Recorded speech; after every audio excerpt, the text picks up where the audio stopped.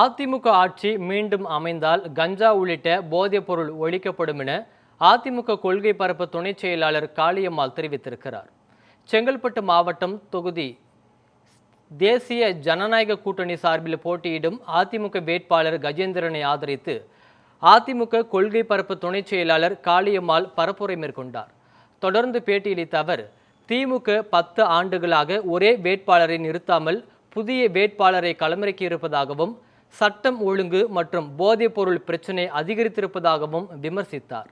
அதிமுக ஆட்சி மீண்டும் அமைந்தால் கஞ்சா உள்ளிட்ட போதைப் பொருள் ஒழிக்கப்படும் என்று கூறினார். அதற்கு இரட்டை இலை சின்னத்திற்கு வாக்களிக்க வேண்டும் என பொதுமக்களிடம் கேட்டுக்கொண்டார்.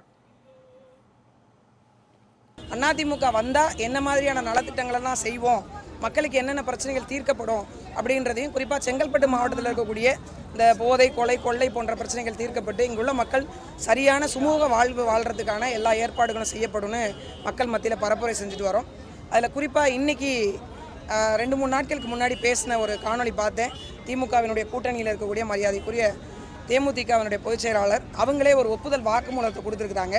கடந்த 5 ஆண்டு காலத்தில் திமுகவுடைய ஆட்சி காலத்தில் மிகப்பெரிய விஷயங்களாக 2 விஷயத்தை சொல்லியிருக்கிறாங்க. அவரோட ஆட்சியில் என்னங்க குறை சொல்ல முடியும்?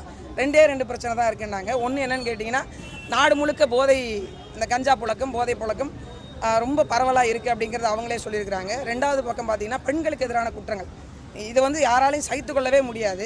பெண்களுக்கு எதிரான பெரும் பிரச்சனைகள், குற்றங்கள் நடந்து கொண்டே இருக்குது, பாலியல் தொந்தரவுகள் நடந்து கொண்டே இருக்குது. அது ரொம்ப வேதனைக்குரியதுன்ற மாதிரி அவங்களே அதை சொல்லியிருக்கிறாங்க. ஒரு கூட்டணி கட்சியில் இருந்து கொண்டு ஒரு ஒப்புதல் வாக்குமூலத்தை அவங்க கொடுத்துருக்குறாங்க. இது மக்கள் பார்வைக்கும் சரி, இப்போ எங்களோட பார்வைக்கும் சரி, அதிமுகக்காரவங்க நாங்கள் கூட ஆதாரமற்ற விஷயத்தை சொல்கிறோன்னு எங்கள் மேலே சொல்லிட்டு இருக்காங்க. இப்போ ஆதாரத்தோடு அவங்க கூட்டணியில் கட்சி இருக்கிறவங்களே சொல்லியிருக்காங்க. இது எல்லாரும் மக்கள் உற்று நோக்கியிருக்காங்க. அதனால் ஒட்டுமொத்த ஆதரவும் அதிமுகவுக்கு கிடைக்கும். அதே போன்று செங்கல்பட்டு தொகுதியில் உறுதியாக அண்ணன் கஜேந்திரன் அவர்கள் வெற்றி பெறுவாங்க அப்படிங்கிற ஒரு நம்பிக்கையோடு நாங்கள் களமாடிட்டு இருக்கோம்.